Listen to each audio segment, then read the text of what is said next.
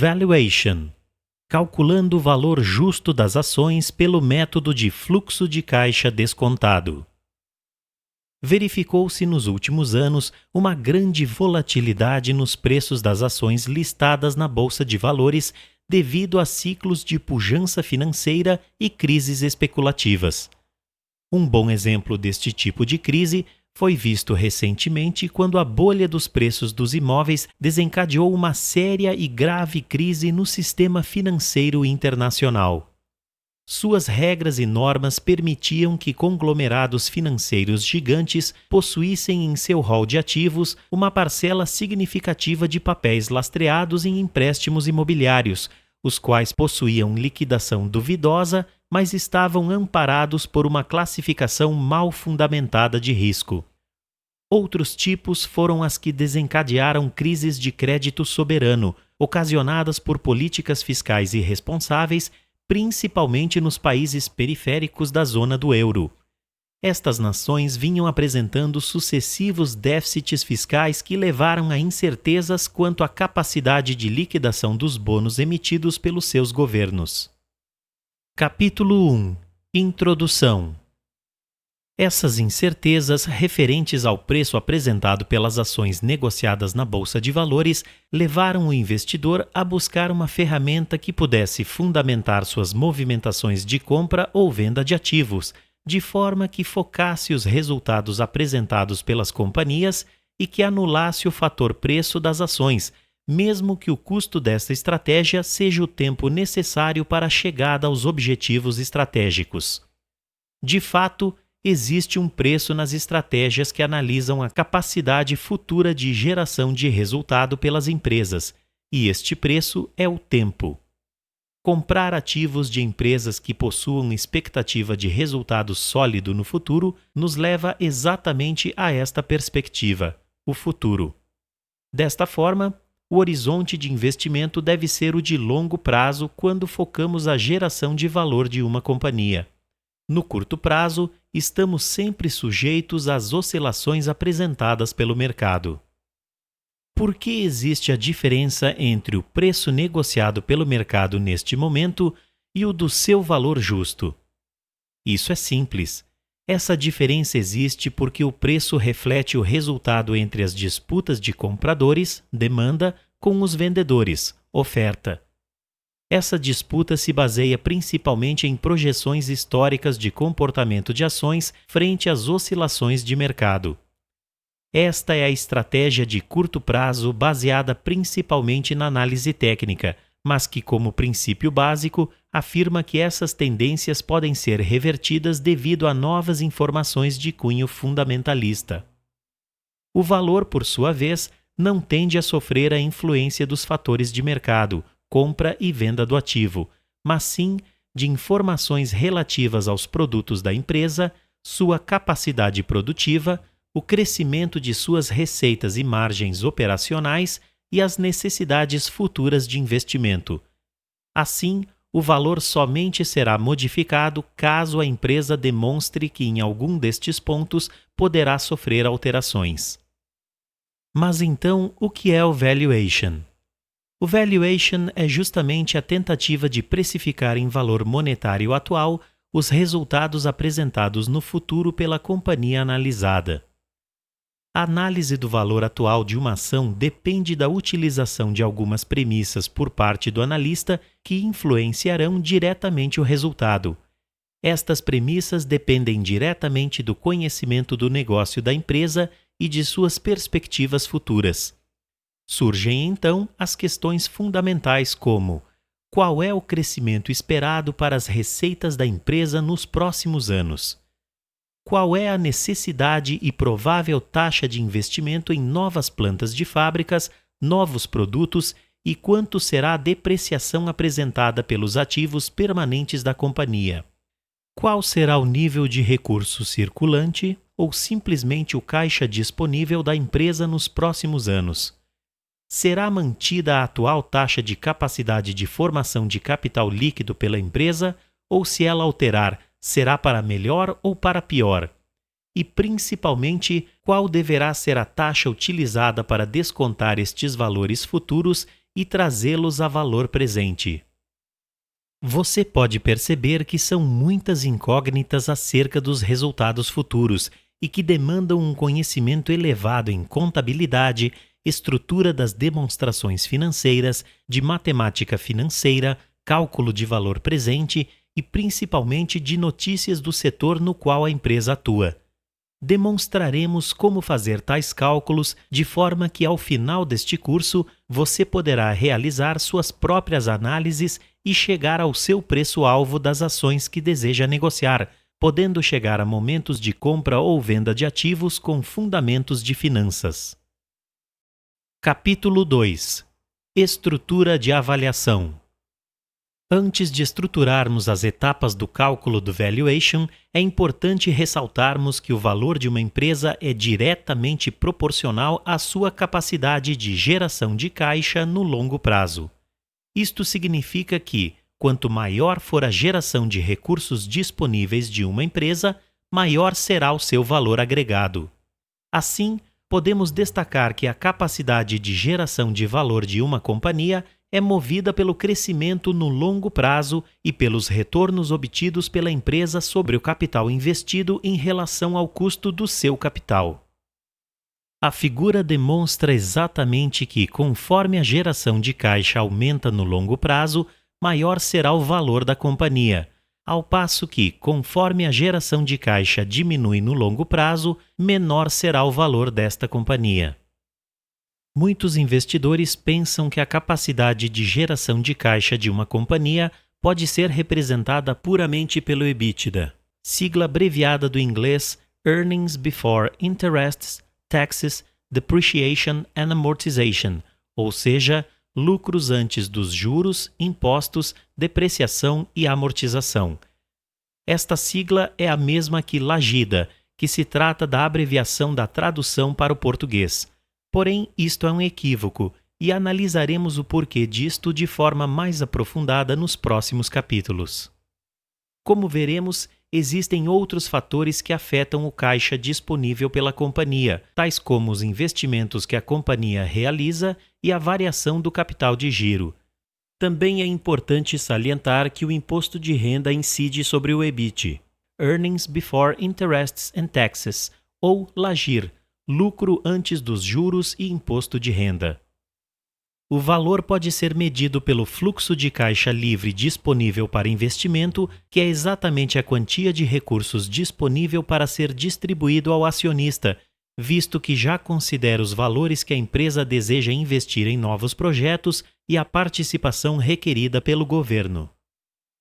Para a execução do cálculo do fluxo de caixa operacional livre da empresa analisada, é necessário possuir em mãos os resultados contábeis divulgados. Para facilitar o seu aprendizado sobre o assunto, recomendamos a utilização do último resultado divulgado, que compreende um período de 12 meses, ou seja, o resultado de um ano completo. A utilização de períodos trimestrais é importante quando acontecem mudanças significativas na economia e no desenvolvimento do setor da empresa após o encerramento do balanço contábil. Mas, para aperfeiçoar sua compreensão, você deve primeiramente analisar balanços anuais e, depois de se familiarizar com os conceitos e cálculos, aí sim você poderá passar para as análises trimestrais. Mas então, para encontrarmos o valor de uma companhia, basta fazer o cálculo do FCF? Obviamente que não. Lembre-se que uma empresa vale o que ela gera de valor para o acionista hoje e a soma do que ela deverá gerar de valores no futuro trazidos a valor presente. Essa expressão trazidos a valor presente significa que é necessário descapitalizar o valor pela taxa de custo do capital da empresa pelo número de períodos decorridos. Esse cálculo do valor gerado no futuro respeita a evolução do resultado da empresa e obedece ao cálculo do FCF demonstrado acima. Portanto, é necessário que o analista tenha total conhecimento das tendências da economia do país onde a empresa está sediada, bem como da dependência das receitas desta companhia com as economias globais. É necessário que o analista tenha também noção quanto ao resultado histórico dos dados que influenciarão sua análise, tais como crescimento das vendas, EBITDA, EBIT, CAPEX, capital de giro, entre outros fatores que veremos nos próximos capítulos. Somente de posse destes dados, o analista será capaz de criar premissas de crescimento, os chamados vetores de criação de valor, condizentes com o maior grau de veracidade possível para desenvolver as projeções de resultado e valor gerado ao acionista no futuro. Capítulo 3. Desempenho histórico. Para compreendermos o desempenho histórico, bem como demonstrar os passos necessários para a confecção de um valuation real, pegaremos como exemplo durante todo este curso os resultados e expectativas da empresa Vale S.A. divulgados até o mês de dezembro de 2009. As cabíveis atualizações posteriores, decorrentes de novas divulgações de resultados desta companhia, deverão ser realizadas pelo próprio analista a fim de rever os resultados contidos nesta análise. Lembramos que as premissas aqui demonstradas refletem puramente as expectativas do autor quanto aos resultados futuros da empresa Vale S.A. Além disso, é importante salientar que este estudo é puramente didático, não refletindo em indicações de compra e venda reais no mercado. Portanto, o autor não se responsabiliza pelo resultado de tais atividades. Observamos que nem o autor, nem quaisquer de seus parentes de primeiro grau exercem atividade remunerada por esta companhia em questão e também não estão vinculados a operações no mercado com ações desta empresa quando da publicação deste curso. Todo o trabalho foi realizado com a utilização de planilha eletrônica e os dados relativos às demonstrações financeiras da companhia podem ser acessados no site de relacionamento com o investidor da empresa. Vejamos então os dados divulgados pela companhia durante os últimos 6 exercícios. Começaremos pelo ativo.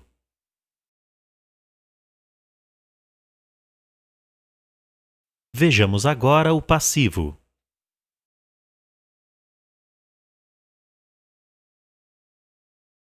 E, por fim, o demonstrativo de resultado do exercício.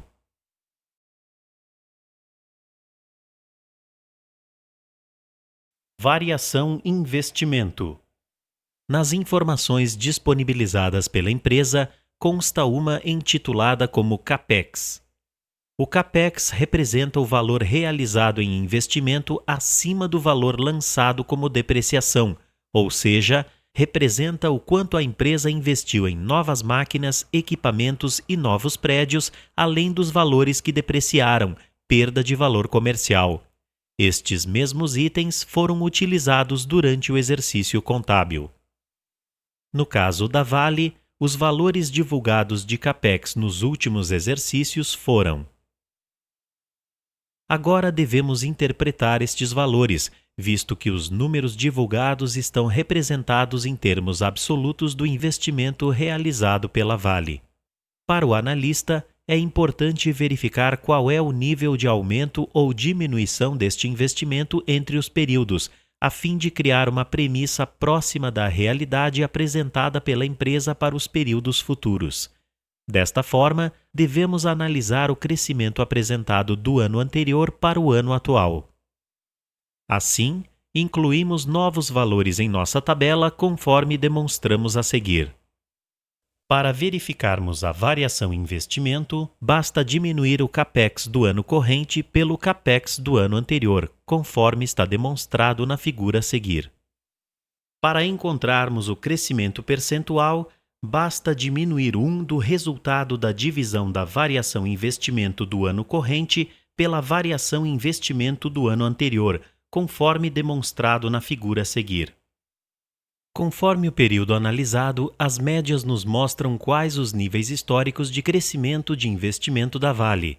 Podemos verificar que foi excluído o período de 2006 do cálculo da média a fim de evitar o erro estatístico. Afinal, o crescimento extraordinário deste período foi ocasionado por um evento incomum ocorrido neste ano, que foi a subscrição de novas ações. Podemos afirmar que o nível médio de crescimento da variação apresentada pela empresa foi de 5,7%, valor este que poderá ser usado como premissa de crescimento da variação do investimento para os eventos futuros. O EBITDA nos mostra a capacidade de geração de caixa da empresa. Assim, podemos verificar sua evolução histórica a fim de formar uma base para a premissa a ser utilizada no crescimento das receitas e despesas operacionais da companhia. O EBITDA histórico da Vale pode ser verificado na tabela a seguir e que se encontra expresso em milhares de reais. Podemos verificar que o EBITDA, crescimento da capacidade de geração de caixa da Vale, cresceu em média 13,60% no período analisado. Esse crescimento poderá ser utilizado para a premissa de crescimento dos períodos futuros da empresa. Assim como foi visto com a variação do investimento, devemos analisar o crescimento médio apresentado pela empresa neste período, conforme apresentamos a seguir. Para o cálculo do crescimento, utilizamos a mesma fórmula do crescimento da variação do investimento, conforme foi demonstrada anteriormente. O EBIT mostra o volume operacional da companhia sobre o qual incidirá o imposto de renda. Por isso, ele considera o valor lançado como depreciação em seu cálculo, que apesar de não representar uma saída de recursos reais do caixa da companhia, representa um desgaste na valorização contábil da companhia, diminuindo a base de cobrança do imposto de renda para a empresa. Dessa forma, vamos observar novamente os índices de EBIT apresentados pela companhia Vale.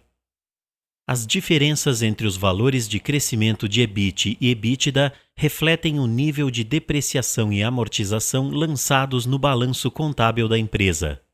Por isso, devemos verificar também o crescimento médio do EBIT para prever de maneira adequada tanto o lançamento de imposto de renda futuro da empresa quanto os níveis futuros de EBIT da companhia.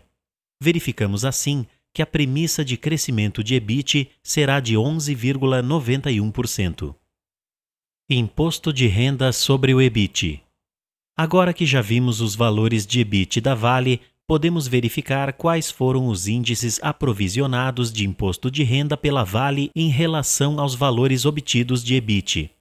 Os valores de provisão de imposto de renda podem ser obtidos no DRE, demonstrativo de resultado do exercício da companhia, como uma das despesas que incidem sobre o LAIR, lucro antes do imposto de renda. Vejamos então os valores de provisão de imposto de renda da Vale no período estudado.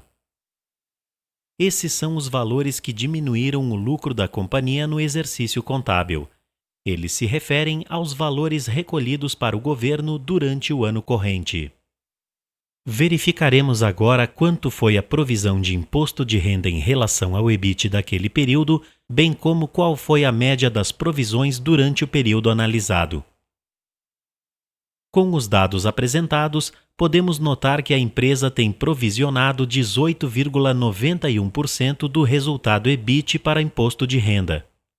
Este mesmo valor poderá ser utilizado como premissa de crescimento de imposto de renda aprovisionado nos exercícios futuros. Variação capital de giro. O capital de giro de uma empresa é representado de maneira imediata pela quantidade de recursos da companhia que podem ser investidos em um projeto ou saldar dívidas de curto prazo. Desta forma, os recursos mais líquidos são os que representam o capital de giro das companhias. Assim, para analisarmos o capital de giro de uma empresa, devemos identificar como vetores de seu valor o disponível e os investimentos de curto prazo. Estes dados podem ser visualizados como itens presentes no ativo representado no balanço patrimonial da companhia. É importante ressaltarmos que o disponível pode ser entendido como o caixa livre da empresa. Para o cálculo da média, excluímos o ano de 2008, visto que o resultado deste período foi extraordinariamente superior às variações apresentadas nos outros anos analisados. Sendo assim, podemos definir como premissa de variação do capital de giro da companhia o índice de 26%. Ressaltamos que a empresa vem alternando aumentos e diminuições no disponível e no investimento de curto prazo nos últimos anos. Tais fatores deverão ser observados para a previsão dos períodos futuros. Mas como podemos calcular a variação do capital de giro? É fácil. Basta diminuir o valor do ano atual pelo valor do ano anterior, conforme demonstramos na planilha a seguir. Para o cálculo da variação percentual, utilizamos a mesma fórmula do crescimento da variação do investimento, conforme demonstramos anteriormente. ROI, retorno sobre o capital próprio. O ROI é uma das medidas de rentabilidade utilizadas pelos analistas no momento de mensurar a eficiência da companhia analisada. De fato, ele demonstra qual o índice de retorno apresentado pela empresa em relação ao capital investido na companhia. A fórmula do ROI pode ser definida por lucro líquido dividido pelo patrimônio líquido médio. Por mostrar a rentabilidade do valor investido na empresa, o ROI é muito importante. Além disso, ele serve para o acionista e para o analista como referência do quanto será remunerado o capital aportado no capital da companhia. Isso significa que o acionista somente investirá recursos em companhias que remunerem seu capital acima do que eles mesmos conseguiriam aplicando no mercado de capitais por si próprios. Além disso, o ROI pode servir como guia de crescimento de distribuição de dividendos por parte da companhia no futuro, conforme veremos mais adiante. Para análise de investimentos, o lucro líquido deve ser entendido como o lucro que realmente fica na companhia para reinvestimento. Desta forma, o analista deve considerar o lucro retido na companhia, ou seja, aquele que não é distribuído aos acionistas sob a forma de dividendos. Assim, além de analisar o patrimônio líquido da companhia, é importante analisar o montante distribuído em dividendos e qual foi o índice de retenção. Primeiramente, devemos verificar a quantidade de recursos distribuídos na forma de dividendos aos acionistas. Nas informações contábeis, normalmente é apresentado o valor dos dividendos totais distribuídos. Caso esta informação não esteja claramente disponível, podemos utilizar a multiplicação da quantidade de ações pelo valor distribuído em dividendos por ação. Tais valores são amplamente divulgados pelo mercado. No caso da empresa Vale, demonstraremos a seguir o cálculo pela forma de dividendos por ação e quantidade total de ações.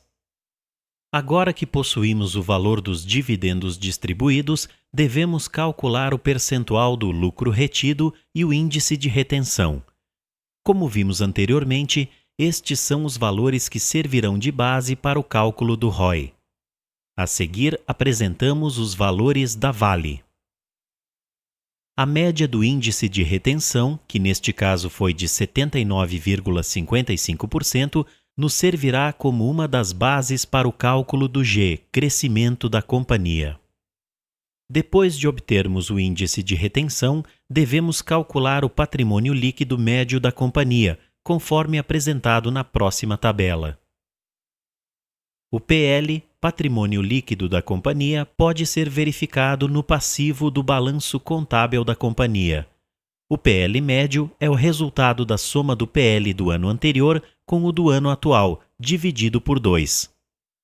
O ROI surge através da divisão do lucro retido pelo PL médio, conforme pode ser verificado na tabela a seguir.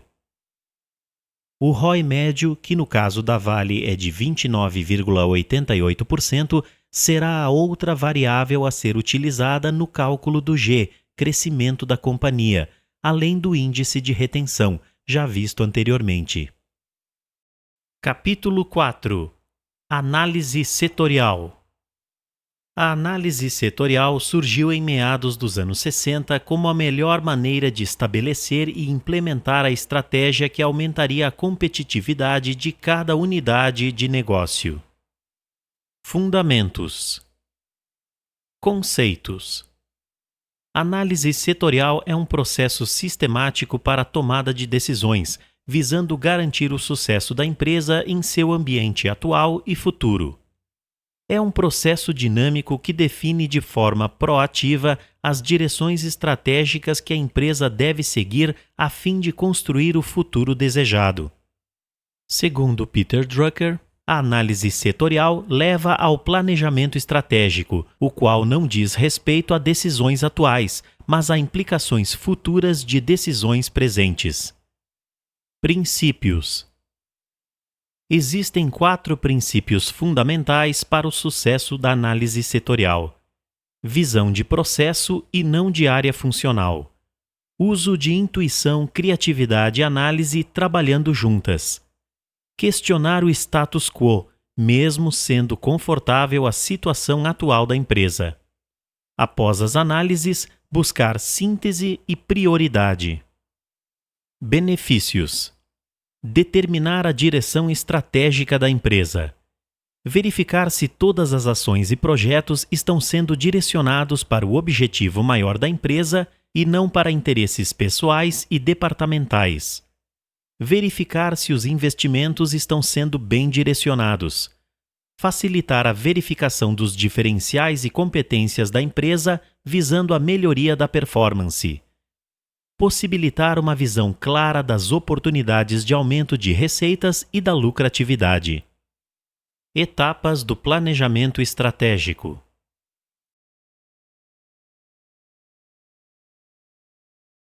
Limitações. Dificuldade de prever a melhor estratégia de longo prazo em um ambiente com alto nível de turbulência. As empresas situadas em países que enfrentam grande instabilidade econômica, com predomínio de inflação constante, costumam negligenciar a análise setorial. Análise setorial não é um pensamento estratégico. Análise de SWOT. A análise setorial em geral e a análise de SWOT em particular têm suas origens comuns nos anos 60 através de trabalhos da Academia de Política de Negócios da Harvard Business School e da American Business Schools. Fundamentos. Na evolução do pensamento sobre a estratégia organizacional, podemos distinguir 2 momentos principais: o do posicionamento, adequação estratégica, e do movimento, intenção estratégica. Destacaremos o primeiro momento, onde a estratégia organizacional é associada a princípios de adaptação e posicionamento. A estratégia organizacional pressupõe uma adaptação ao meio envolvente para, deste modo, adquirir uma posição dominante e proceder seguidamente à sua defesa. Este momento se inicia com a análise de SWOT, Strengths, Weaknesses, Opportunities, Threats, ou seja, análise dos pontos fortes, pontos fracos, oportunidades e ameaças. É precisamente nesta análise que se baseia a reflexão sobre as vantagens competitivas. A administração estratégica envolve 3 análises: a análise do macroambiente da empresa, o setor em que ela opera, análise da indústria, e a empresa em si, ambiente interno, posição competitiva. A análise do ambiente possui os seguintes objetivos: conhecer as forças e fraquezas da empresa, variáveis internas e controláveis. Identificar e classificar as oportunidades e ameaças, variáveis externas e não controláveis, avaliando os possíveis choques externos e seus impactos na empresa. Identificar a correlação entre os pontos fortes e fracos com as oportunidades e ameaças. Os fundamentos da análise de SWOT se preocupam com a integração das atividades da empresa, buscando responder à questão: em qual negócio estamos? A análise de SWOT ao longo dos anos se desenvolveu fundamentalmente segundo 3 eixos: o eixo temporal, tempo, freios motores e cenários; o eixo espacial, espaço, segmentação e domínios estratégicos; e o eixo concorrencial, concorrência, perfil concorrencial e análise estrutural, Porter. Na análise do macroambiente, são observadas 4 forças que afetam as empresas: político-legais, econômicas, tecnológicas e sociais.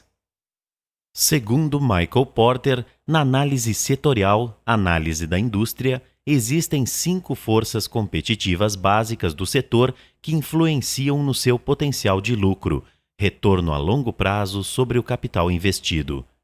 Ameaça de novos concorrentes que ingressam no setor. A intensidade da rivalidade entre os concorrentes existentes. A ameaça de produtos ou serviços substitutos, o poder de barganha dos clientes e o poder de barganha dos fornecedores. Das análises do macroambiente do setor surgem as oportunidades e as ameaças previstas na análise de SWOT. Da análise da empresa em si, ambiente interno, surgem os pontos fortes e os pontos fracos, que constituem os seus recursos. Os recursos de uma empresa estão classificados em 3 tipos. Humanos, composto pela experiência, capacidades, conhecimentos, habilidades e julgamento de todos os funcionários da empresa. Organizacionais, composto pelos sistemas e processos da empresa. E físicos, constituído pelas instalações, equipamentos, localização geográfica, acesso a matérias-primas, rede de distribuição e tecnologia. Os 3 recursos trabalham juntos para oferecer à empresa uma vantagem competitiva sustentada. Matriz BCG. Sua concepção original foi desenvolvida em 1967 pelo Boston Consulting Group, BCG. É uma técnica matricial que avalia o portfólio de negócios através de uma visualização bidimensional. Ela compara a posição estratégica de cada negócio de uma empresa diversificada. É uma matriz formada que usa como eixos a taxa de crescimento do mercado e a participação relativa de mercado. Fundamentos.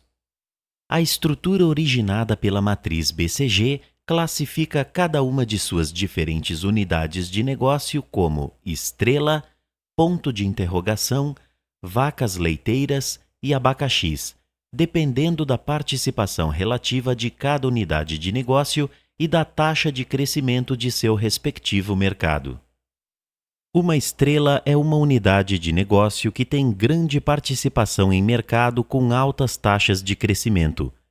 Estas unidades proporcionam lucros e oportunidades de crescimento excelente. Elas constituem as unidades de negócio das quais uma empresa depende para reforçar o desempenho geral do portfólio. As unidades estrelas têm posição competitiva forte em indústrias de crescimento rápido, além de contribuir fortemente para o crescimento da receita e do lucro corporativo. Os pontos de interrogação são unidades de negócio com pequena participação em mercados que crescem rapidamente. Muitos deles representam empresas que acabaram de entrar no mercado. Se elas forem capazes de crescer e se tornar líderes nesses mercados, viram estrelas. Mas, se não conseguirem conquistar uma participação significativa no mercado, sofrerão retirada de investimento ou serão liquidadas. Uma vaca leiteira é uma unidade de negócio que tem grande participação em um mercado que cresce lentamente. Geralmente estas empresas são muito lucrativas, porque na maioria das vezes dominam um mercado que não atrai muitos novos entrantes. O excesso de caixa que geram pode ser utilizado pela empresa para dar apoio às suas unidades de negócio classificadas como estrela ou ponto de interrogação. Os abacaxis são unidades de negócio que têm pequena participação de mercado em setores de crescimento lento ou até mesmo em declínio. Em geral, são empresas marginais que incorrem em perdas ou em pequenos lucros. As empresas do tipo abacaxis que forem mais fracas devem ser encerradas, dispostas ou liquidadas. Já as empresas do tipo abacaxis que forem mais fortes podem ser mantidas enquanto seu lucro e fluxo de caixa forem aceitáveis. O ideal é que uma empresa tenha principalmente estrelas e vacas leiteiras, alguns pontos de interrogação e poucos ou quase nenhum abacaxi. Limitações. A estrutura BCG enfatiza muito a importância da liderança na participação no mercado. Verificamos que a posição relativa do mercado não é necessariamente um bom indicador da posição concorrencial da empresa. Isso significa que uma pequena posição relativa de mercado pode se revelar extremamente rentável. Do mesmo modo, a taxa de crescimento do setor não é necessariamente um indicador apropriado de atratividade, pois as empresas podem ser rentáveis em setores de fraco crescimento. Um concorrente pode ser menos experiente e, contudo, ter custos menores através da utilização de tecnologias inovadoras ou pela redução de tempo de ciclo. Pode acontecer duas sequências de desastre no esquema do BCG.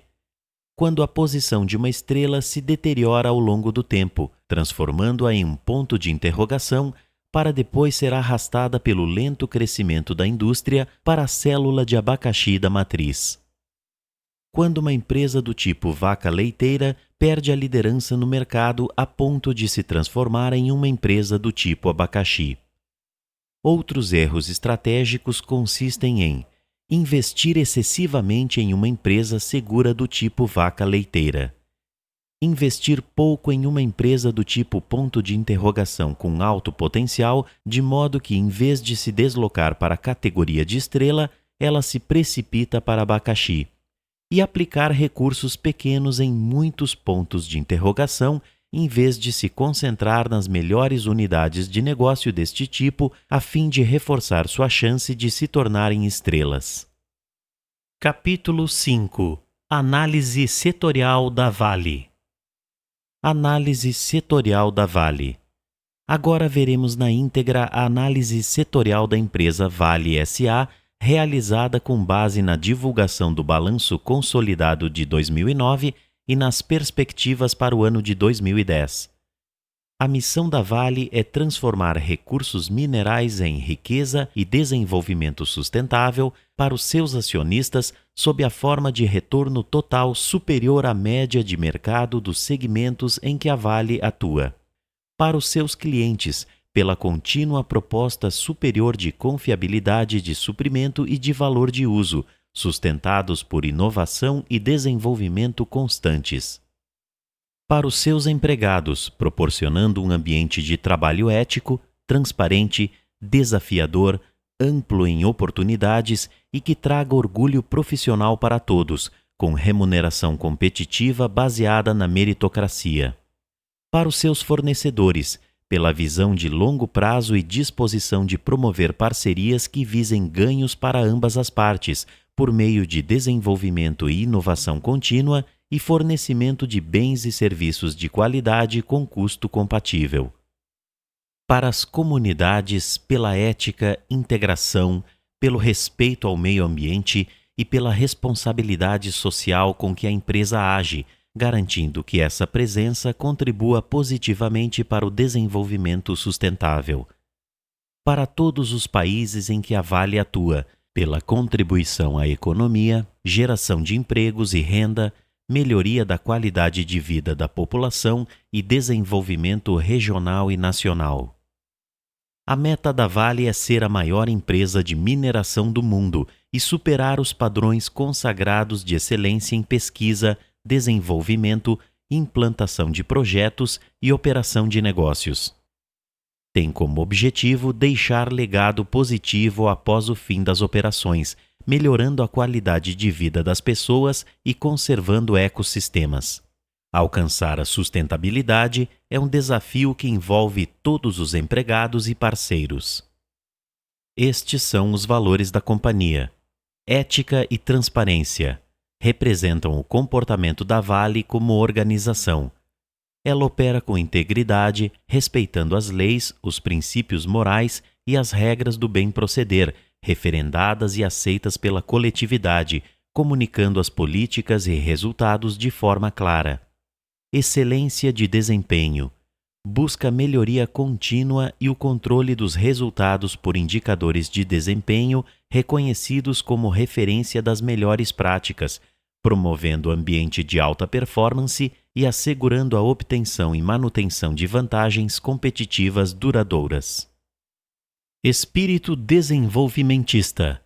Representa o empreendedorismo que a Vale apresenta como organização.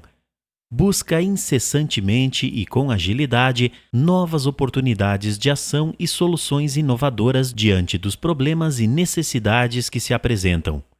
Assegura desta forma a execução de estratégias que visam o crescimento desta empresa.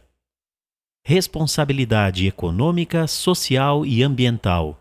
A empresa reconhece e age no sentido de que estas dimensões estejam sempre em equilíbrio a fim de promover o desenvolvimento e garantir sua sustentabilidade.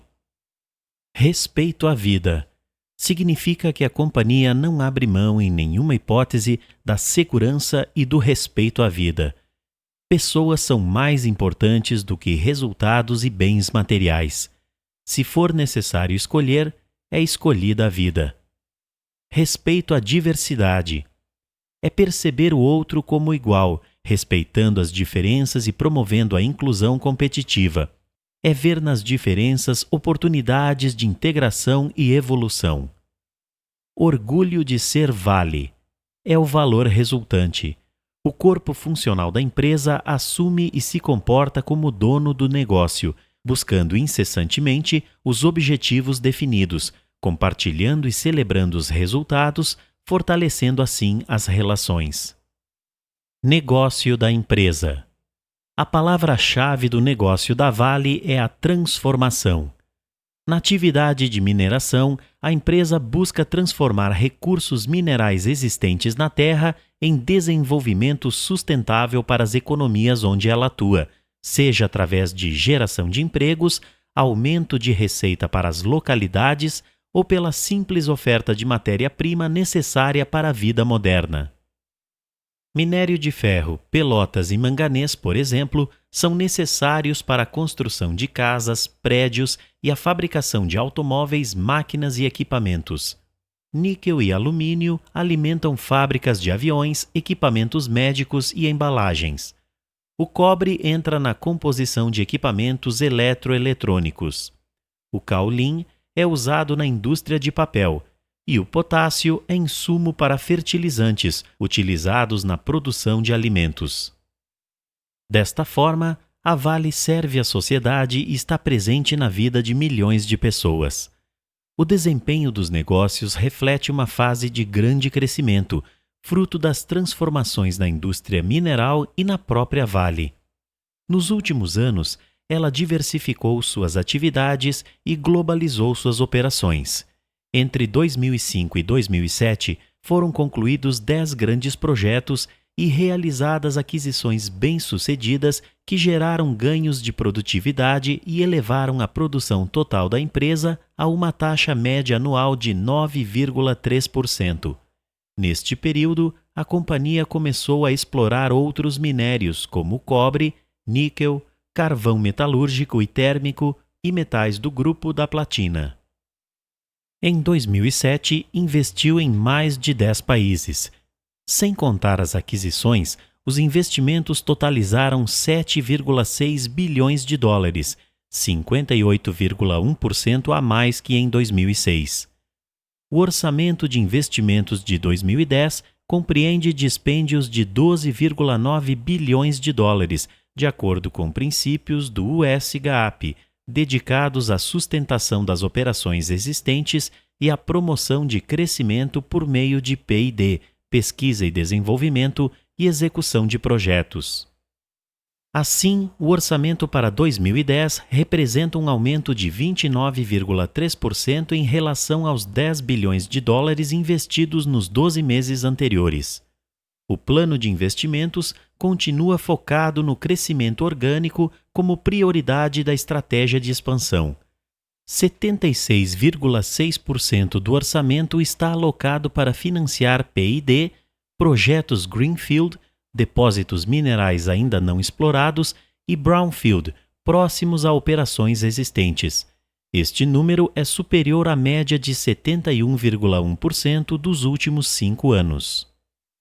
Com os ativos existentes e os que entrarão em operação futuramente, espera-se que a produção continue crescendo em ritmo acelerado. O índice de produção, que inclui a performance operacional de todos os minerais e metais produzidos pela Vale, está previsto para crescer a uma taxa média anual de 12,6% no período de 2010 a 2014, superior ao já elevado ritmo de 11,2% por ano do período de 2003 a 2008.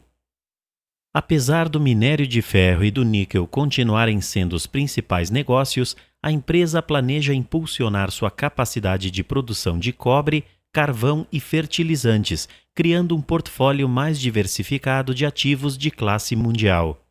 Além disso, para continuar aumentando a competitividade, a companhia planeja continuar investindo um volume considerável de recursos em ferrovias, terminais marítimos, navegação e geração de energia. Pesquisa e desenvolvimento. Como parte importante da estratégia de crescimento, a Vale desenvolve extenso programa de pesquisa mineral, mantendo empreendimentos em 21 países do mundo. A prospecção abrange principalmente cobre, minério de manganês, minério de ferro, níquel, bauxita, fosfato, potássio, carvão, urânio, diamante e metais do grupo da platina. O Departamento de Desenvolvimento de Projetos Minerais tem como missão gerar novos projetos e negócios. Para tanto, reúne competências em pesquisa geológica, processamento mineral, engenharia e economia mineral. Essas competências são gerenciadas com o objetivo de manter baixos custos e acelerar o ciclo de descobertas, assegurando a qualidade dos projetos até o estágio de pré-viabilidade. Os maiores desembolsos financeiros em 2010 serão dedicados aos seguintes projetos: Carajás Serra Sul, Mina S11D, $1,126 bilhão. Salobo, $600 milhões. Moatize, $595 milhões. Onça Puma, $510 milhões. Oman, $484 milhões. Carajás Adicional 30 MTPA, $480 milhões. Long Harbor, $441 milhões. E Rio Colorado, $304 milhões. Em 2010, também estão previstas as conclusões de diversos projetos: Carajás, minério de ferro; Oman, usina de pelotização e centro de distribuição de minério de ferro; Onça Puma, níquel; Baiovar, fosfato; Três Vales, cobre; Estreito, geração de energia; e CSA, aço.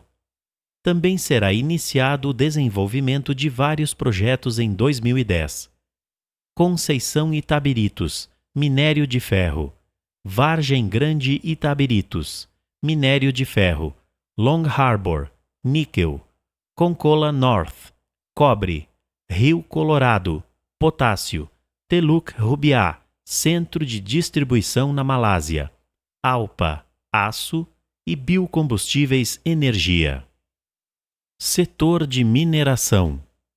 O setor de minério de ferro tende a se beneficiar pelo aquecimento na demanda pelo aço, cuja recuperação da produção siderúrgica mundial tem se mostrado contínua, principalmente impulsionada pela robustez da economia chinesa, que demonstrou crescimento significativo em sua produção de aço e, por consequência, aumentou sua importância nesse segmento. Apesar das notícias de redução no nível de crédito concedido em solo chinês, o corte esperado na oferta monetária deve somente ajustar os níveis de expansão da economia, a fim de conter a inflação. Isto não causará diminuição da demanda atual pelo minério de ferro naquela economia. Outro fator importante para o setor de mineração é a retomada das economias europeias e do Japão, que apresentam indicadores de crescimento industrial e confiança dos consumidores a níveis satisfatórios.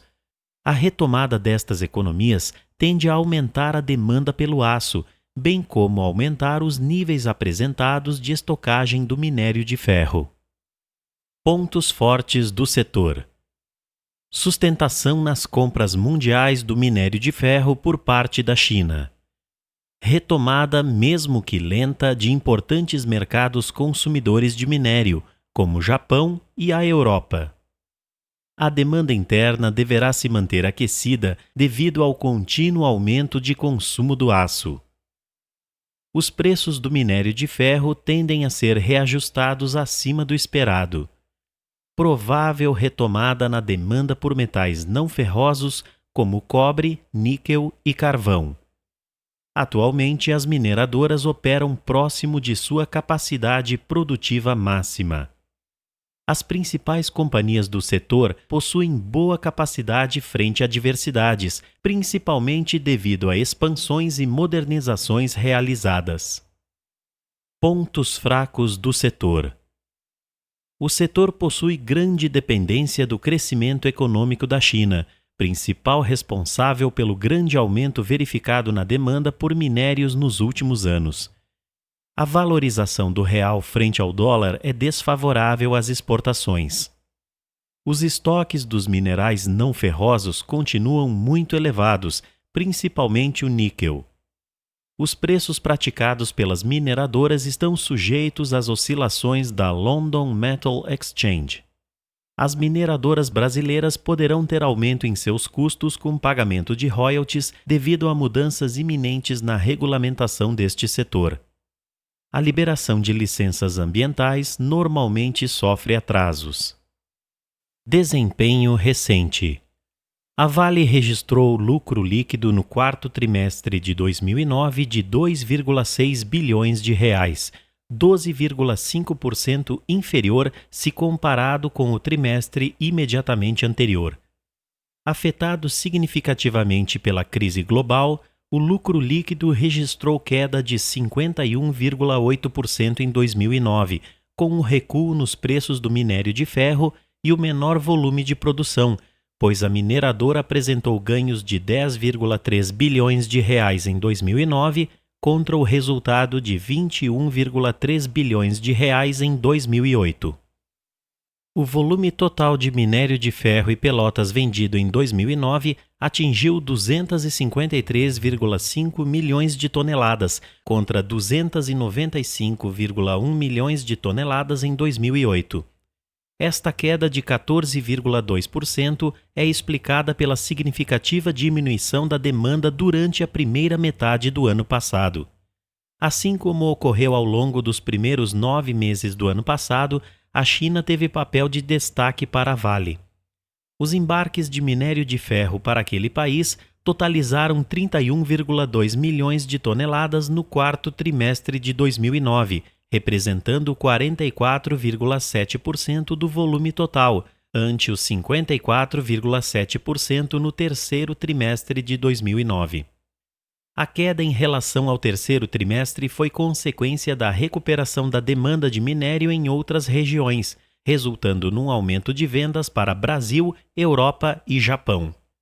No ano de 2009, a companhia alcançou o recorde de volume de vendas para a China, com 144 milhões de toneladas, 54,5% acima do volume vendido em 2008. A receita operacional bruta no trimestre totalizou 12 bilhões de reais, 11,3% inferior à registrada no terceiro trimestre de 2009. A apreciação do real em relação ao dólar, aliado aos menores volumes vendidos, foram responsáveis pela redução da receita. Na comparação com o ano de 2008, a receita bruta recuou 31,5%, atingindo 49,8 bilhões de reais. As vendas de minerais ferrosos representaram 62,5% da receita total, enquanto os minerais não ferrosos foram responsáveis por 27%. Serviços de logística alcançaram 6%, carvão 2% e outros produtos 2,5%. Tabela Desempenho recente. A participação de vendas para a Europa aumentou de 17% no terceiro trimestre de 2009 para 20% no quarto trimestre de 2009. Isto pode ser explicado pelo acréscimo de embarques de minério de ferro e pelotas para a região. A Ásia continuou sendo o principal destino das vendas da companhia, apesar da participação ter caído de 54,8% no trimestre anterior para 49,9% no quarto trimestre de 2009. As Américas foram responsáveis por 26,6% das vendas da Vale e o resto do mundo por 3,6%.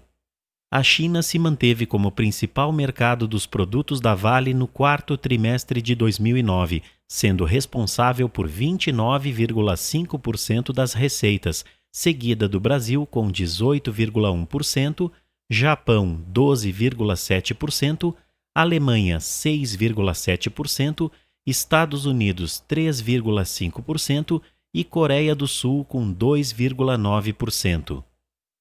Em 2009, o CPV, custo de produtos vendidos, totalizou 27,7 bilhões de reais, contabilizando um decréscimo de 13,8% em relação a 2008.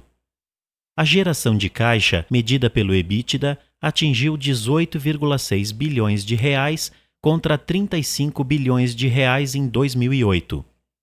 No quarto trimestre de 2009, a Vale realizou investimentos de 3 bilhões de dólares sem incluir as aquisições. Em crescimento orgânico, as inversões totalizaram 2,2 bilhões de dólares, dos quais 1,9 bilhão de dólares na execução de projetos, 309 milhões de dólares em pesquisa e desenvolvimento e 817 milhões de dólares na manutenção das operações existentes. No ano de 2009, excluindo as aquisições, os investimentos somaram 9 bilhões de dólares. Perspectivas. A Vale registrou desempenho financeiro e operacional bastante sólido em 2009, embora em níveis inferiores aos obtidos em anos recentes. Vale mencionar que, como produtora de minérios e metais e ter como clientes empresas industriais, sua atividade se constitui em um ramo bastante cíclico da economia. Neste contexto, o desempenho da companhia é altamente dependente do crescimento da economia mundial, com os aumentos dos investimentos e do consumo por parte dos agentes econômicos. 2010 será marcado como o ano de início de um novo ciclo de alta para a economia mundial, ainda que com diferentes velocidades entre as várias regiões. Tudo indica que o crescimento da produção industrial global continue sólido, em especial das economias emergentes, refletindo o cenário de forte demanda final e queda nos estoques, continuando, desse modo, a impulsionar a demanda por minérios e metais. As economias emergentes estão liderando a recuperação, com China, Índia, Brasil e outros países emergentes da Ásia apresentando elevadas taxas de crescimento. Entre as economias desenvolvidas, os Estados Unidos e a Austrália têm apresentado melhor desempenho, enquanto que o crescimento deve permanecer lento no Japão e na Europa. Dados divulgados pela WSA, World Steel Association, mostram que a produção global de aço bruto em janeiro de 2010 foi 25,5% superior à registrada no mesmo mês de 2009, sinalizando o reaquecimento do mercado. No Brasil, as perspectivas são extremamente favoráveis para o setor siderúrgico, beneficiado pelo aumento significativo da produção de aço. Segundo estimativas do IABR, Instituto Aço Brasil, a previsão de investimentos para o setor siderúrgico será de cerca de 39,8 bilhões de dólares até 2016. A capacidade de produção deverá aumentar de 42 milhões de toneladas para 77 milhões de toneladas de aço bruto. Ainda segundo estimativas do Instituto, este cenário otimista para o setor tem relação com os chamados programas especiais do governo, visto que os impactos de programas como Minha Casa Minha Vida, novos campos de petróleo e gás, além dos eventos Copa do Mundo e Olimpíadas, devem gerar uma demanda adicional de aproximadamente 8 milhões de toneladas de aço bruto até 2016, impulsionando ainda mais o aumento do consumo de minério de ferro e metais básicos. Em teleconferência sobre os resultados referentes ao exercício de 2009, a Vale informou que a demanda por minério de ferro está aquecida em todo o mundo e que o mercado está precisando de mais minério do que a empresa pode vender neste momento. A companhia confirmou o otimismo em relação ao progressivo aumento das exportações de minério de ferro e pelotas para os mercados chamados maduros, Europa, Japão e Coreia do Sul, assim como mantém perspectiva favorável à continuidade do ciclo de alta para os volumes exportados para a China. Capítulo 6. Premissas macroeconômicas. Atualmente existem poucos assuntos para os quais os economistas conseguem garantir uma atenção respeitosa por parte do público, além do crescimento econômico. Promover uma taxa de crescimento maior tornou-se um objetivo quase inquestionável para os governos de todo o mundo. Uma parte considerável dos esforços nas pesquisas dos economistas está e tem estado por vários anos focalizada no problema de como esse objetivo pode ser alcançado. O curso da história política e econômica nas últimas décadas tem chamado a atenção de profissionais e leigos para a questão do crescimento e do desenvolvimento, retirando do centro antigas discussões, como o problema da estabilidade econômica. Existem diversos pontos de vista segundo os quais essa preocupação com o crescimento e o desenvolvimento parece estar baseada em concepções errôneas ou em mal-entendidos. Para a concepção de premissas macroeconômicas em cálculos de valoração de ativos, especialmente pelo método do fluxo de caixa descontado, é importante que o analista tenha em mente que os trabalhos existentes no mercado exibem opiniões pessoais dos economistas, que inclusive podem conter alguns erros de cálculo nos seus testes de estresse. Assim, recomendamos aos analistas que procurem materiais, especialmente resenhas econômicas sobre as perspectivas econômicas do país, para efetuarem as projeções de crescimento de taxas de juro e principalmente inflação.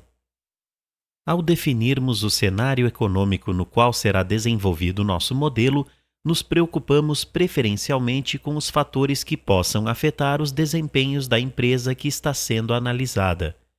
Se, por exemplo, estivermos analisando uma empresa que compre suas matérias-primas em reais, venda seus produtos em reais e que não sofra com a concorrência de importados, talvez não faça sentido nos preocuparmos com a projeção do preço do dólar. Já para uma empresa que importe matéria-prima ou material de revenda, ou então que exporte parte de sua produção, esta projeção será vital. Os principais parâmetros a serem definidos na elaboração de uma análise de valuation são: nível de atividade econômica ou crescimento do PIB, taxa de inflação, evolução das taxas de juros e evolução das taxas de câmbio. Nível de atividade econômica. A projeção do nível de atividade econômica nos informará se nossa projeção de vendas deve ser maior, menor ou igual à do exercício em curso.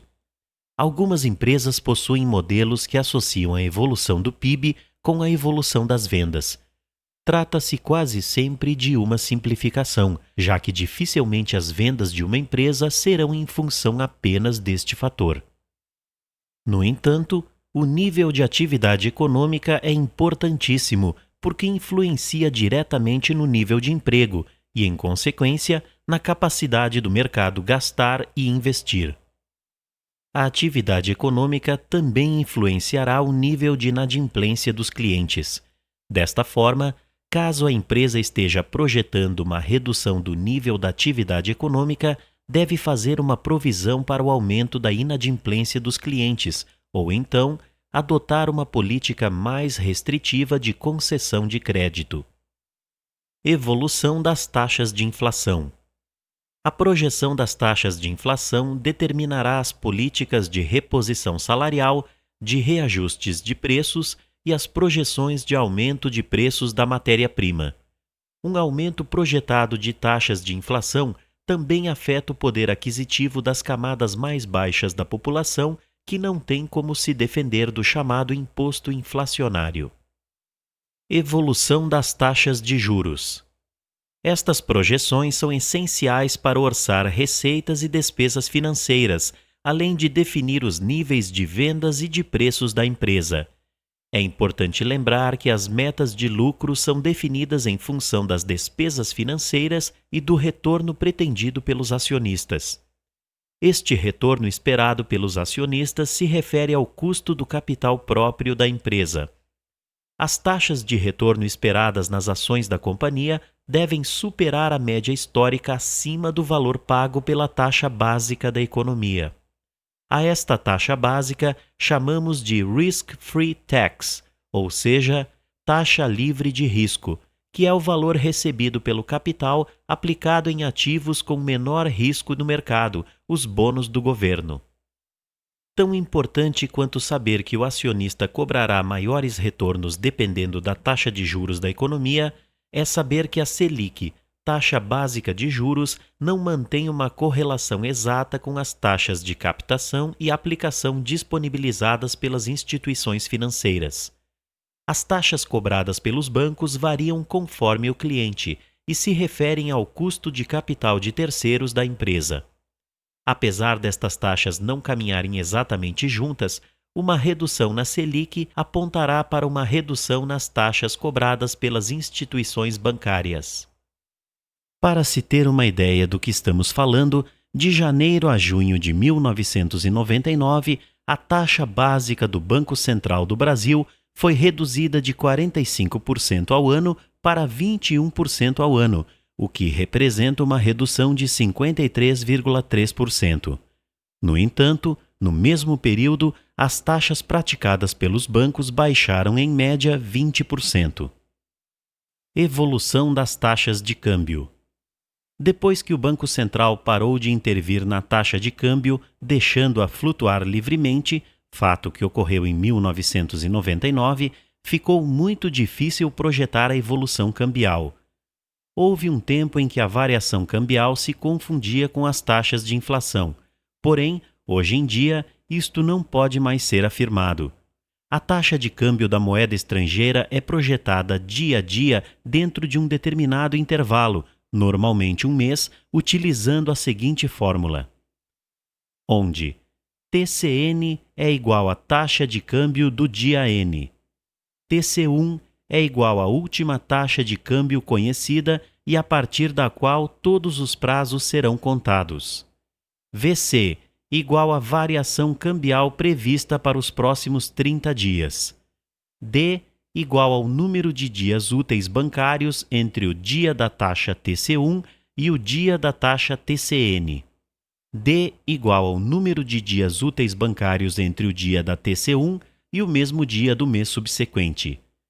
Podemos perceber que para projetar a taxa de câmbio, necessitamos estimar a variação cambial e determinar o número de dias úteis no período. Exemplo de relatório sobre conjuntura macroeconômica.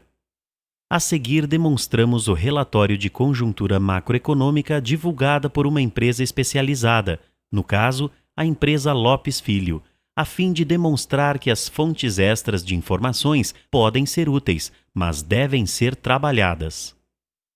Conjuntura macroeconômica. Austeridade. 1º de julho de 2010. O relatório final do encontro do G20 no Canadá falou da necessidade de fortalecimento da economia global e de ajustes fiscais a serem adotados nos principais países da região do euro. Para este grupo de países, a meta é reduzir os déficits fiscais pela metade até 2013, sem esquecer a necessidade de retomada do crescimento. Mas como pensar em voltar a crescer com mais força sem deixar de se preocupar com a reorganização das finanças públicas? Haveria um dilema nessa assertiva? A princípio, o crescimento de curto prazo poderia ser afetado. No entanto, numa visão de longo prazo, estes ajustes prementes do setor público seriam positivos, pois abririam espaço para uma política monetária mais frouxa e um crescimento mais consistente, visto que parte da poupança despendida no setor público seria liberada para o financiamento dos gastos do setor privado. Neste caso, entramos num embate entre os Estados Unidos, defensores da manutenção dos estímulos econômicos, mesmo ao preço de um desajuste do setor público, e os países da zona do euro, achando por bem um ajuste fiscal rigoroso agora para abrir espaço a um crescimento mais exuberante no futuro. Porém, a questão a ser colocada é de como chegar a este longo prazo. Isto porque, neste meio tempo, corremos o risco de um novo mergulho recessivo, sob a forma de W, resgatando o conceito do double dip.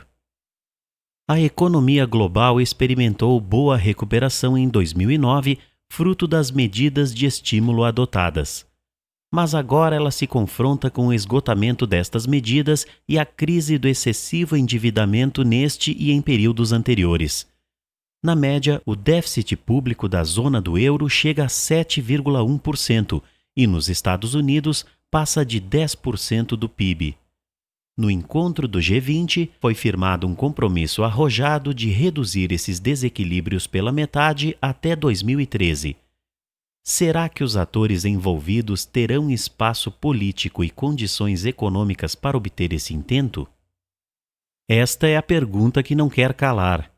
O Brasil se alinha mais com os Estados Unidos, por achar essencial a manutenção das políticas de estímulo, até porque, numa primeira abordagem, sua situação fiscal não é tão delicada se comparada com a dos outros países do G20. Nos Estados Unidos, o déficit público chega a 11% e sua meta ambiciosa é reduzi-lo a 4,2% do PIB em 2013. No Japão, esse déficit passa de 7,9% do PIB e na maioria dos países do PIGS passa de 10%. A Alemanha, por outro lado, possui uma situação fiscal mais confortável, o que, diante de um ajuste fiscal rigoroso anunciado recentemente, deve levar seu déficit de 5,6% do PIB para cerca de 3%, dentro da meta firmada pelo Tratado de Maastricht, acordo firmado nos anos 90 por ocasião da criação desta zona de unidade monetária. Mas, de fato, o que preocupa a crise da zona do euro é a forte concentração de vencimentos de 2010. A Itália segue liderando no forte volume de vencimentos, totalizando 174 bilhões de euros. A Espanha não fica atrás, com 53,7 bilhões de euros. É crescente, inclusive, a possibilidade dos países ibéricos virem a precisar recorrer ao Fundo de Estabilização da União Europeia, dada a situação delicada do seu sistema bancário. Esta é mais uma fase da crise, eclodida em setembro de 2008, na qual ocorre a dificuldade de rolagem das dívidas, com os títulos sendo rejeitados pelos mercados. Isto vem deteriorando as carteiras dos bancos, pois eles se encontram recheados destes mesmos títulos públicos dos vários países da zona do euro, em arriscadas operações cruzadas. Da mesma forma, é importante verificar que este cenário de austeridade pode apresentar outras óticas sobre a situação das políticas macroeconômicas do Brasil.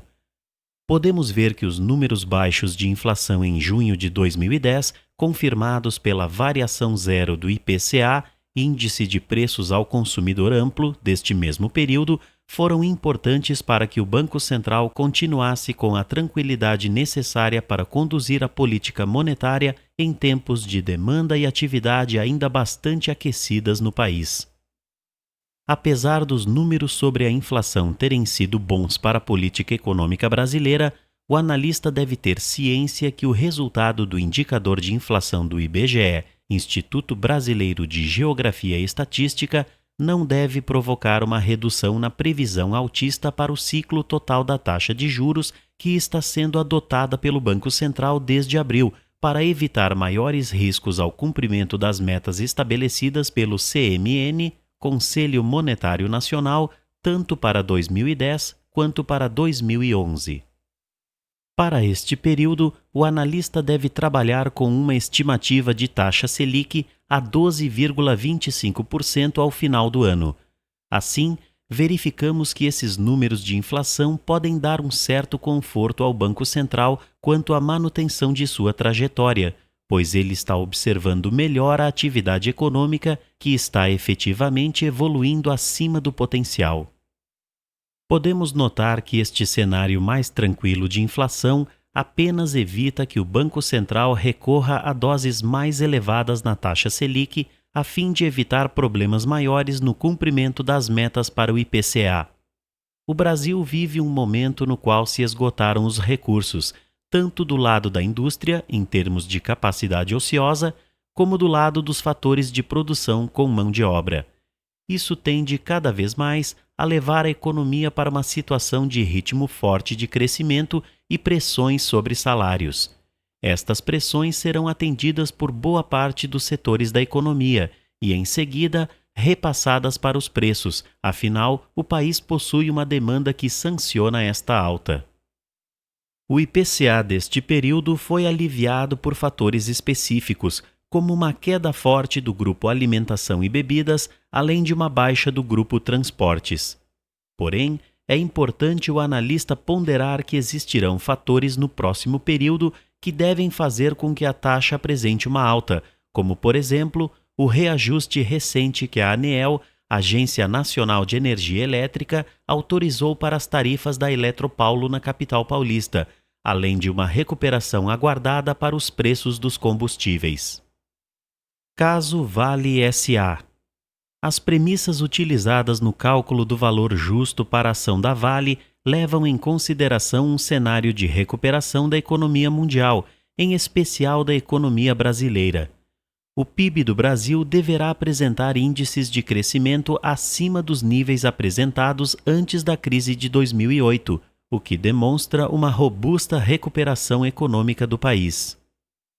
Entretanto, destacamos que estão sendo verificados movimentos pró-inflação nos últimos meses. Estes fatores necessitam de uma maior atenção e intervenção por parte do Banco Central a fim de controlar a tão temida inflação no mercado brasileiro.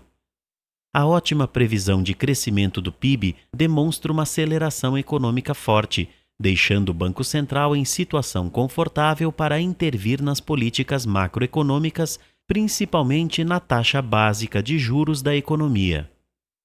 O Banco Central do Brasil deixou claro na última reunião do Copom, Comitê de Política Monetária, que não medirá esforços para controlar a inflação e que deverá dar continuidade à subida da taxa básica de juros brasileira, Selic.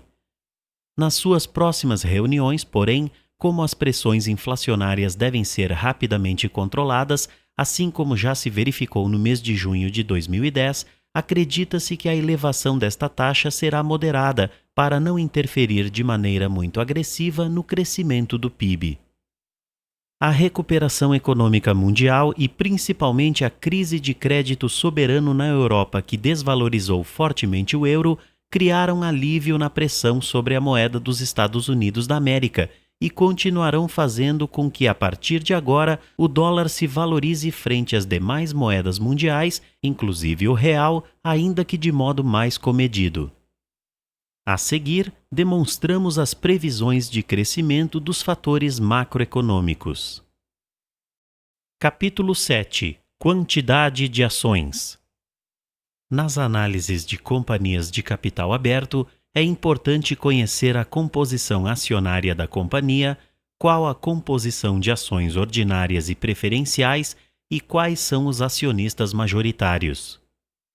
A quantidade de ações emitidas será usada no cálculo do custo médio ponderado de capital, da mesma forma que o valor distribuído em dividendos por ação será utilizado para o cálculo do ROI, Return on Equity, retorno sobre os ativos, que demonstra ao analista os níveis de crescimento da companhia, dando fundamento para o percentual utilizado no crescimento na perpetuidade. Para o cálculo do valuation da empresa, foram consideradas as ações outstanding, que são as que não estão em posse da empresa. A proporção do capital é de 35% ações PNA e 65% ações ON. Composição acionária histórica. Analisando a composição acionária da empresa, podemos destacar o aumento de 70% no índice de ações em tesouraria na companhia no período de 2008 para 2009. Verificamos também a entrada de um novo acionista considerável, com 2,30% do total do capital acionário da Vale, que é o Banco Opportunity S.A., conforme constatamos na tabela a seguir. Capítulo 8. Custo do capital. O custo de capital tem uma grande importância estratégica na administração das empresas. Projetos são aceitos ou rejeitados pela regra do VPL, Valor Presente Líquido. Se a taxa de desconto for muito alta, projetos estrategicamente interessantes e que criam valor para o acionista podem ser rejeitados por apresentarem VPL inadequadamente negativo. Se a taxa de desconto for muito baixa, projetos arriscados tenderão a apresentar VPL inadequadamente positivo e serão indevidamente aceitos, aumentando o risco geral da empresa e podendo comprometer sua sobrevivência no longo prazo. Um dos componentes dessas métricas é o custo médio ponderado de capital, ou WACC, Weighted Average Cost of Capital. Para alinhar o interesse de criação de valor para os acionistas com a estratégia a ser adotada e a remuneração dos executivos, é essencial que se apurem custos de capital adequados ao risco a valor de mercado. O WACC consiste numa média ponderada do custo de capital próprio e do custo de capital de terceiros. A ponderação é feita com base na estrutura meta de capital, que consiste na proporção que deveria prevalecer no longo prazo entre capital próprio e capital de terceiros no financiamento dos ativos da empresa.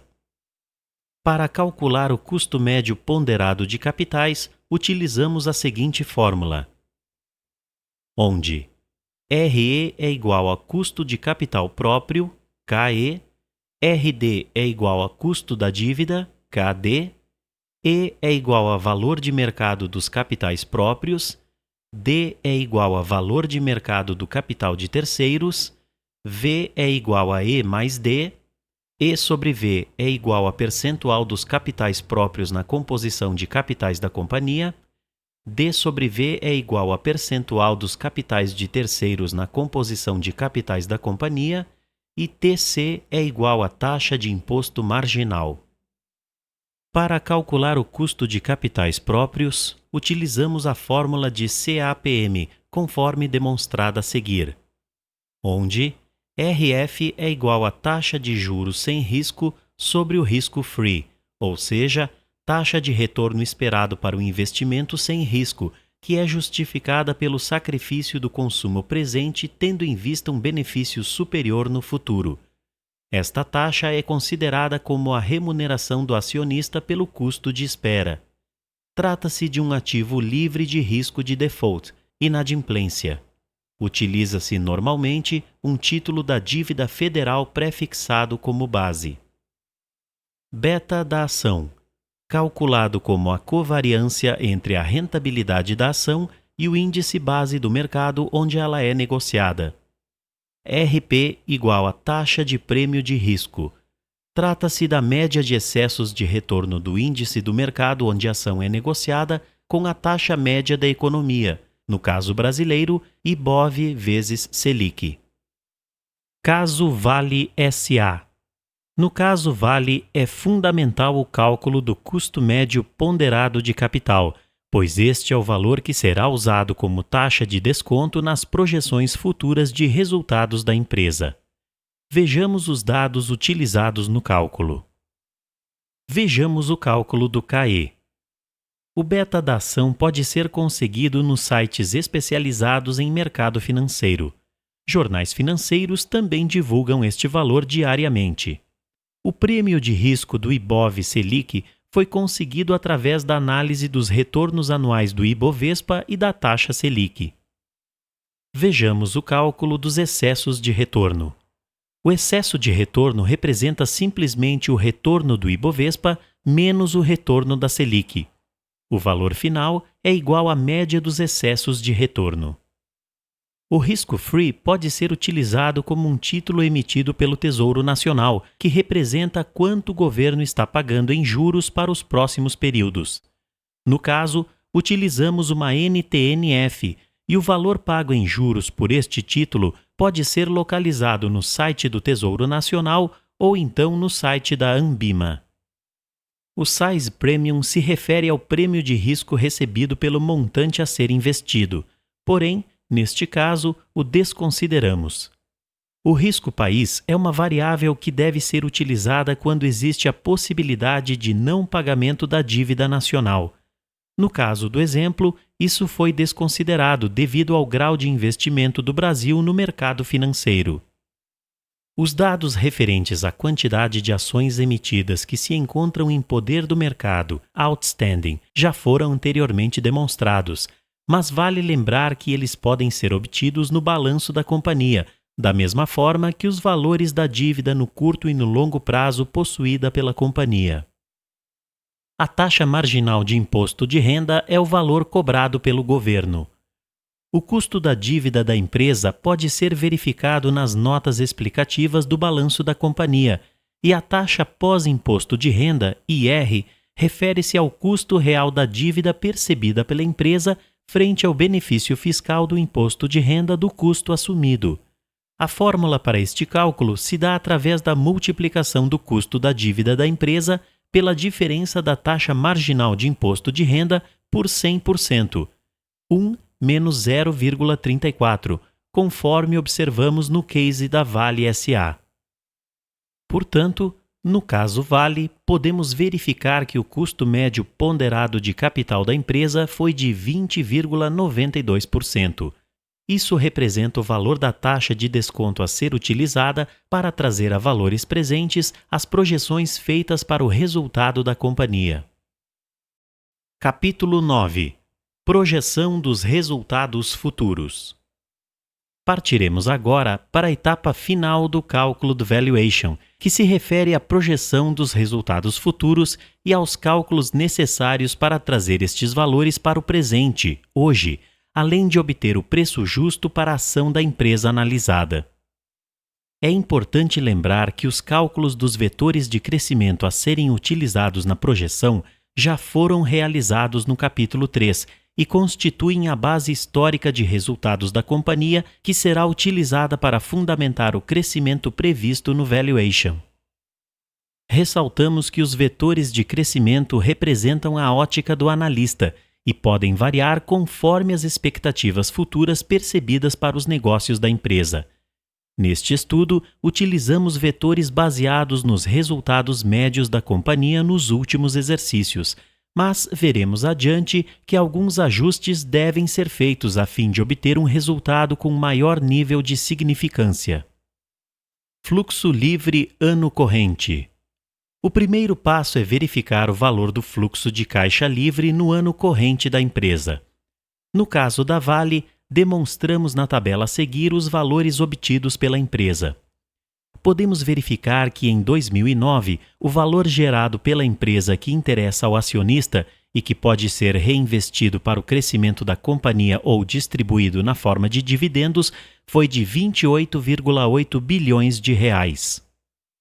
Para o cálculo do FCFF, subtraem-se do valor EBITDA o investimento realizado em capital fixo, CAPEX, o imposto de renda antes dos impostos e taxas financeiras, EBIT, e o valor que variou o capital de giro da companhia. Vetores de crescimento. O próximo passo consiste em aplicar os vetores de crescimento aos valores obtidos e verificar o resultado final ao longo dos próximos 10 anos. Os vetores a serem utilizados são EBITDA, 13,60%.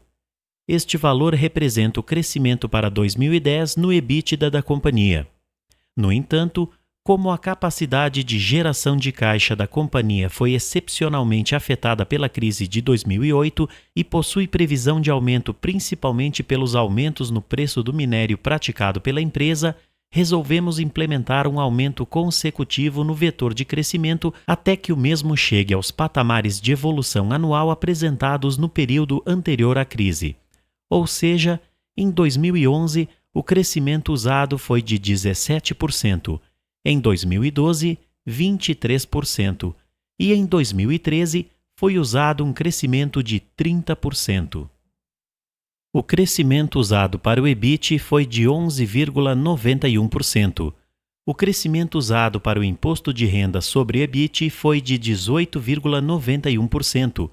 O crescimento do CAPEX foi de 5,7% e o crescimento do capital de giro foi de 29,88%.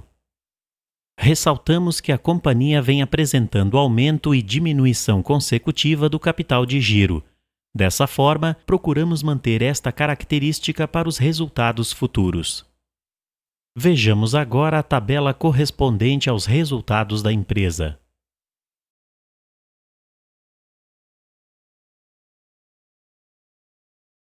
O valor residual obtido no ano de 2019 refere-se à perpetuidade da empresa. Ele é obtido através da seguinte fórmula, onde o FCFF atual é o de 2019. O WACC é o valor obtido no custo médio ponderado de capital, 20,92%, e o G perpetuidade se refere à expectativa de crescimento da empresa após o 10º ano. O G, crescimento atual da empresa, é obtido através da multiplicação do ROI, retorno sobre os ativos aplicados na empresa, pelo índice de retenção de lucros para reinvestimento na empresa. No caso da Vale, o G atual é igual a 20,29%.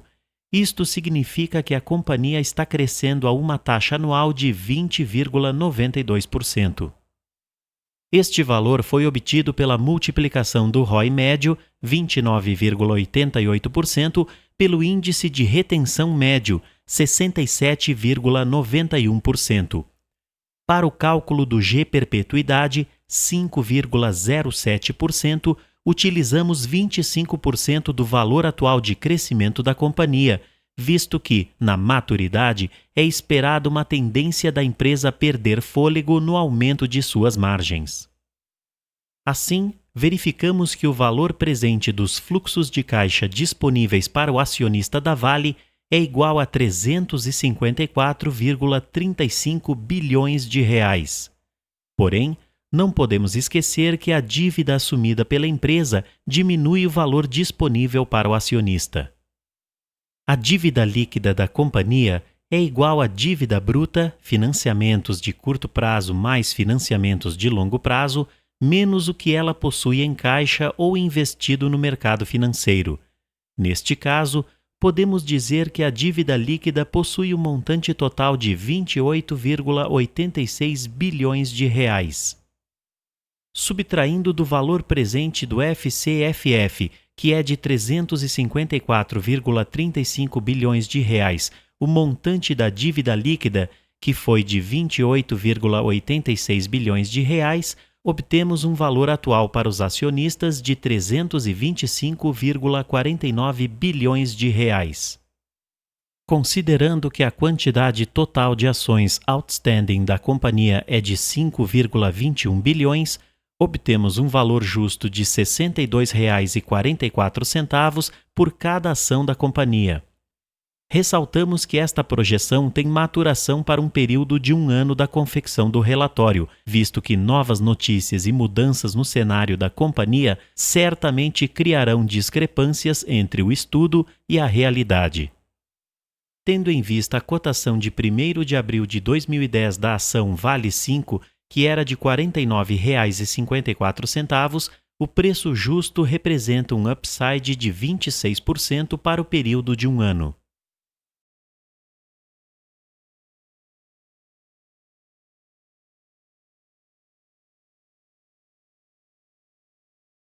Lembramos novamente que este estudo deve ser utilizado meramente para fins educativos.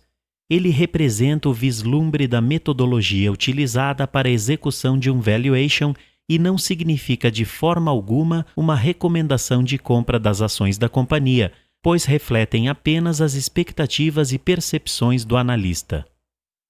Chegamos ao término do nosso curso.